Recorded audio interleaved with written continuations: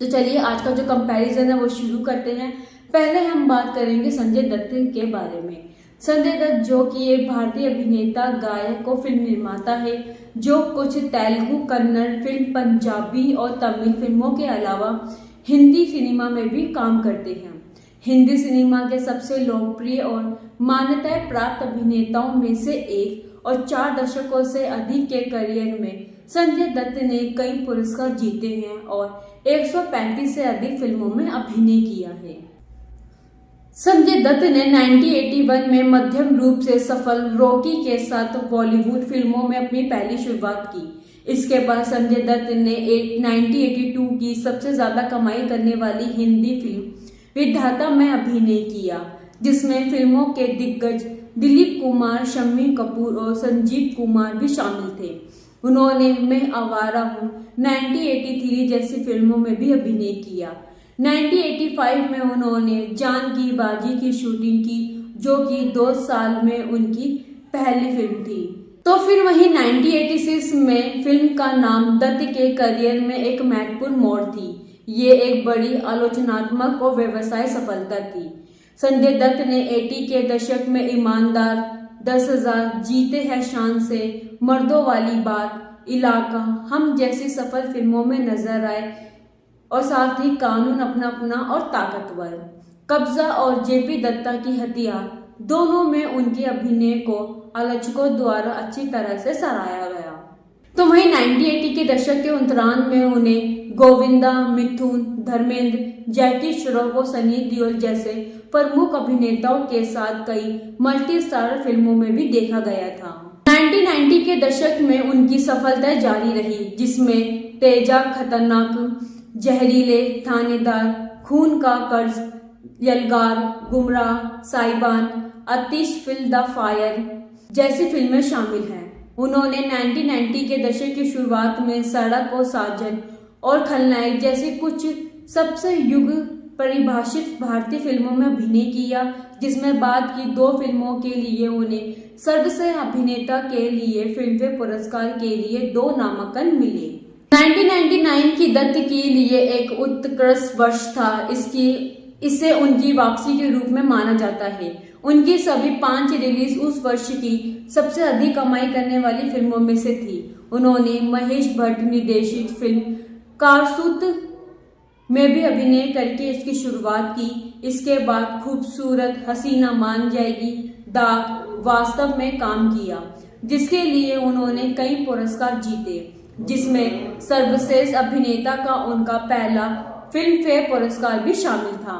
तो वहीं 2000 की मिशन कश्मीर में उनकी भूमिका ने उन्हें आलोचनात्मक प्रशंसा और कई पुरस्कार और नामांकन दिलाए। संजय दत्त को फिल्म में उनके प्रदर्शन के लिए भारत के राष्ट्रपति द्वारा राष्ट्रपति भवन में भी आमंत्रित किया गया था। जैसे जैसे दशक बीतता गया, उन्होंने जोड़ी नंबर 1, पिता, कांटे जैसी आलोचनात्मक और व्यवसाय सफलताओं में मुख्य भूमिकाएं निभाना जारी रखा, जिससे उन्हें सर्वश्रेष्ठ सहायक अभिनेता के लिए फिल्मफेयर पुरस्कार के लिए पहला नामांकन मिला। उन्होंने राष्ट्रीय पुरस्कार विजेता फिल्म मुन्ना भाई MBBS जो 2003 में, जो कि इस फिल्म में मुख्य भूमिका निभाई, जिसने उन्हें कई पुरस्कार दिलाए, जिसमें सर्वश्रेष्ठ हास्य अभिनेता के लिए उनका पहला फिल्मफेयर पुरस्कार भी शामिल था। बॉक्स ऑफिस पर मुन्ना भाई MBBS ने एक रजत जयंती का दर्जा 25 सप्ताह रन हासिल किया, जो वर्ष 2000 के बाद से ये दर्जा हासिल करने वाली केवल 8 फिल्मों में से एक थी। रिलीज के 26वें सप्ताह में फिल्म को पूरे भारत में 257 स्क्रीन पर खेलते हुए पाया जा सकता था। बाद की सफलताएं मुसाफिर, प्लान, पणिनीडा के साथ उसने उन्हें सर्वश्रेष्ठ सहायक अभिनेता के लिए फिल्मफेयर पुरस्कार के लिए अपना दूसरा नामांकन दिलाया।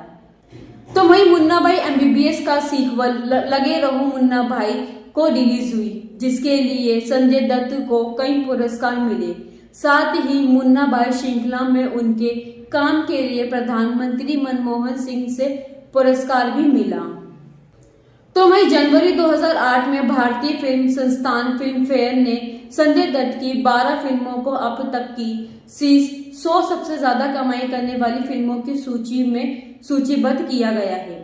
मई 2013 के अपने संस्करण भारतीय सिनेमा के 100 साल में फिल्मफेयर ने संजय दत्त की 3 फिल्मों को अब तक की सबसे ज्यादा कमाई करने वाली हिंदी फिल्मों की सूची को 20 सूची में सूचीबद्ध किया गया है।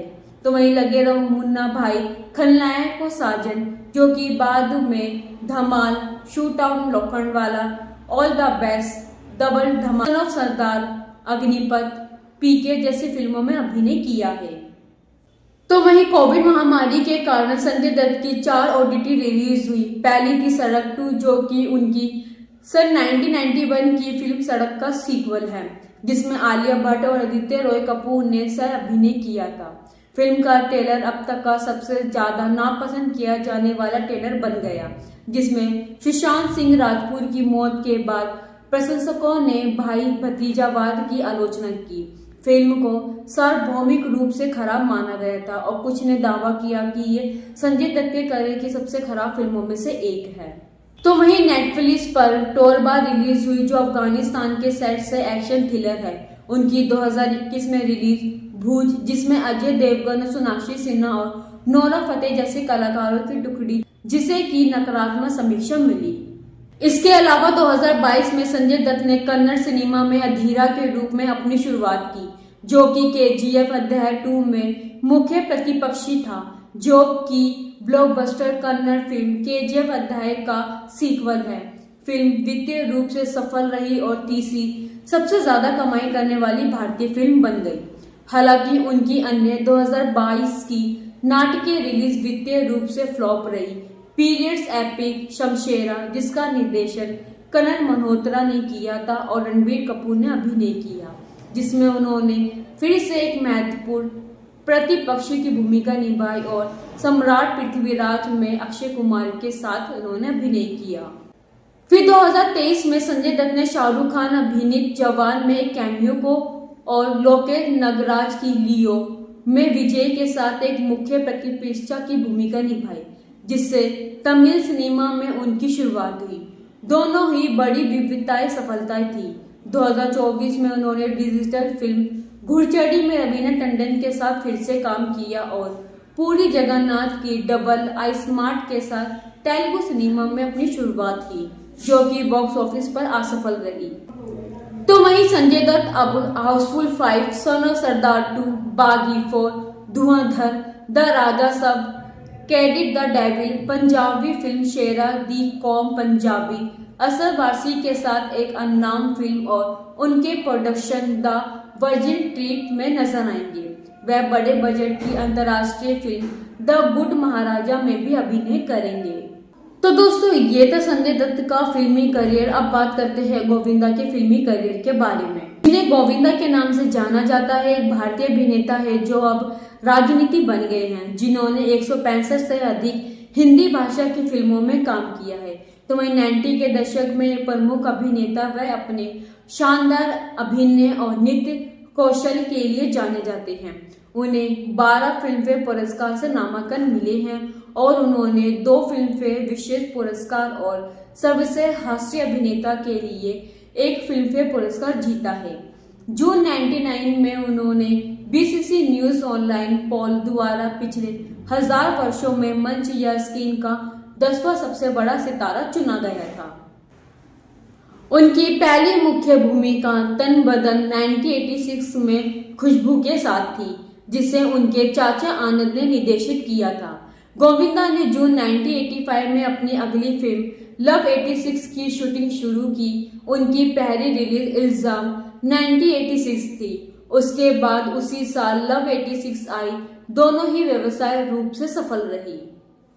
उन्होंने 1987 और 1989 के बीच पारिवारिक ड्रामा खुदगर्ज, दरिया दिल, घर घर की कहानी, हत्या, मार ड्रेम सहित एक्शन और ड्रामा फिल्मों सहित विविध शैलियों की कई फिल्मों में अभिनय किया। इसके साथ ही तक जीते हैं शान से, जंगबाज। गोविंदा ने पहली बार डेविड धवन के साथ 1989 की एक्शन फिल्म ताकतवर में काम किया और उसी साल गैर कानून में रजनीकांत और श्रीदेवी के साथ काम किया। 1990 में गोविंदा ने अनिल कपूर, मीनाक्षी चौधरी के साथ आवारगी में अभिनय किया। विनोद खन्ना, आदित्य पंचोली और माधुरी दीक्षित की सह कलाकार स्वर्ग और महासंग्राम भी सफल रही। तो 1991 में वह अमिताभ बच्चन, रजनीकांत के साथ हिट फिल्म हम में नजर आए। फिर 1992 में उन्होंने डेविड धवन की कॉमेडी रोमांटिक फिल्म शोला शबनम में अभिनेत्री दिव्या भारती के साथ अभिनय किया, जो कि ये बॉक्स ऑफिस पर सफल रही और गोविंदा के शरारती नौजवान और एनसीसी कैडेट के किरदार को काफी ही प्रशंसा मिली। तो वहीं डेविड धवन के साथ उनका सफल सहयोग 1993 की सबसे ज्यादा कमाई करने वाली फिल्म आंखें के साथ जारी रहा, जिसमें गोविंदा ने चंकी पांडे के साथ इस फिल्म में दोहरी भूमिका निभाई। 1994 में फिर गोविंदा को खुद्दार और दुलारा जैसे एक्शन फिल्मों में मध्य सफलता मिली। Comedy film Raja Babu superhit रही और गोविंदा ने राजा की मुख्य भूमिका निभाई। तो वहीं 1995 में गोविंदा ने डेविड धवन द्वारा निर्देशित कूली नंबर 1 में अभिनय किया, जो कि एक सुपरहिट फिल्म थी। हरीश कुमार, सदाशिव, अमरा पुगाकर और महेश आनंद के साथ साथ करिश्मा कपूर, कादर खान और शक्ति कपूर जैसे जाने पहचाने कलाकारों वाली इस फिल्म की कहानी राजू नामक एक कूली की है। फिर इसके बाद 1996 की दूसरी सबसे अधिक कमाई करने वाली भारतीय फिल्म बन गई और साथ ही तुम तो धोखेबाज और दिल जान जिगर तुम पे निसार गाने लोकप्रिय हुए। तो 1997 में गोविंदा ने करिश्मा कपूर और परेश रावल, कादर खान, सतीश शाह जैसे कलाकारों के साथ कॉमेडी फिल्म हीरो नंबर 1 में अभिनय किया। गोविंदा ने हरमेश मल्होत्रा द्वारा कॉमेडी धूले राजा में मुख्य भूमिका निभाई। इसके बाद उन्होंने कलाकारों के सदस्यों रवीना टंडन, कादर खान, जॉनी लीवर और सरानी सहित फिल्म की सबसे बड़ी हिट फिल्मों में से एक बन गई। फिल्म का जो कि साउंड ट्रैक है वो एक बड़ा हिट साबित हुआ, जिसमें सुनो ससुर जी अब जिद छोड़ो और अखियों से गोली मारे जैसे गाने काफी लोकप्रिय हुए। इसके अलावा 1998 में गोविंदा ने डेविड धवन के साथ एक्शन कॉमेडी बड़े मियां छोटे मियां में फिर से काम किया। फिल्म में अमिताभ बच्चन और गोविंदा ने पुलिस अधिकारी और चोर की दोहरी भूमिका निभाई। फिर इसके बाद गोविंदा और रवीना टंडन के साथ उनके खास अंदाज जो कि नाचते हुए किसी डिस्को में जाए गाना ये काफी ही चार्ट बस्टर रहा। तो 1919 में गोविंदा ने कॉमेडी फिल्म अन्नाडी नंबर 1 में अभिनय किया, जिसमें राजू नामक एक वेटर की कहानी दिखाई गई है। इसके बाद फिर गोविंदा ने डेविड धवन द्वारा निर्देशित कॉमेडी फिल्म हसीना मान जाएगी में अभिनय किया। इसमें संजय दत्त, करिश्मा कपूर, पूजा बत्रा भी थे। अनुपम खेर और कादर खान, अरुणा हिरानी और परेश रावल सहायक भूमिका में से थे। ये 25 जून 1999 को सकारात्मक आलोचनात्मक स्वागत के साथ रिलीज हुई और 1999 की 5वीं सबसे ज्यादा कमाई करने वाली हिंदी फिल्म बन गई। फिर 2000 में गोविंदा ने जासूसी रोमांटिक कॉमेडी हद कर दी आप में 6 भूमिकाएं निभाई। मनोज अग्रवाल द्वारा निर्देशित रानी मुखर्जी के साथ अभिनीत इस फिल्म में गोविंदा एक अनाड़ी जासूस की भूमिका में है, जो अपने दोस्त के मामले की जांच करने के लिए यूरोप की यात्रा पर जाते हैं। रिलीज होने पर फिल्म व्यवसाय रूप से सफल रही। आनंद राज आनंद द्वारा गाया गया ओए राजू प्यार न करियो रिलीज के समय काफी ही प्रसिद्ध हुआ। फिर 2001 में गोविंदा ने निर्देशित डेविड धवन और संजय दत्त के साथ जोड़ी नंबर 1 में एक दोस्त कॉमेडी फिल्म के लिए फिर से जोड़ी बनाई गई। गोविंदा और वीरू और जय की भूमिका निभाते हैं, जो दोनों सबसे अच्छे दोस्त और ठग है। तो 2001 की बॉलीवुड फिल्म गोविंदा को कौमी भूमिका में सबसे प्रदर्शन के लिए एक और फिल्म फेयर पुरस्कार के लिए नामांकित किया गया था।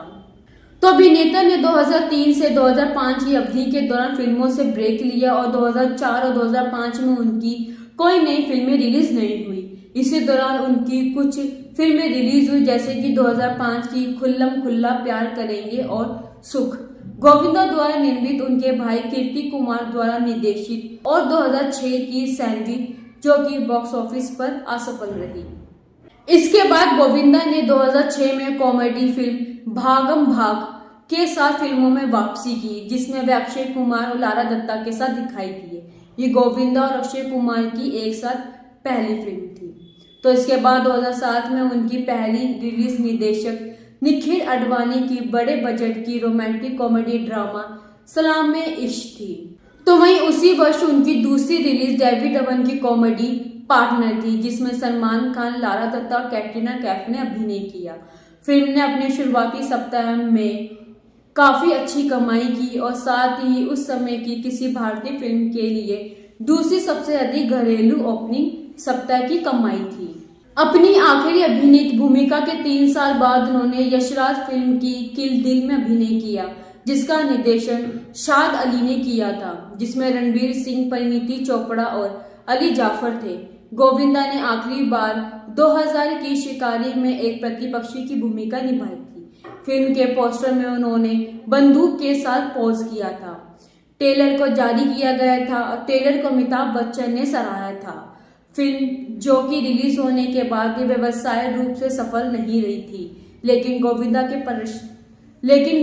के प्रदर्शन को काफी आलोचना से प्रशंसा मिली थी।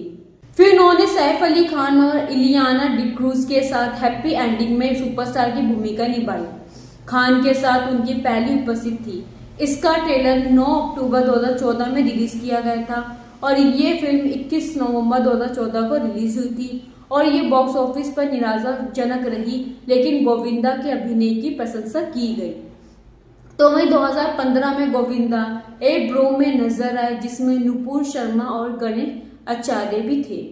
तो वह 2016-2018 में अपने ग्रैंड फिनाले में जी बांग्ला के बांग्ला डांस में जज थे। 2021 में फिर से शो के सभी एपिसोड के लिए जज के रूप में दिखाई दिए। तो दोस्तों, ये था गोविंदा और संजय दत्त के फिल्मी करियर के बारे में।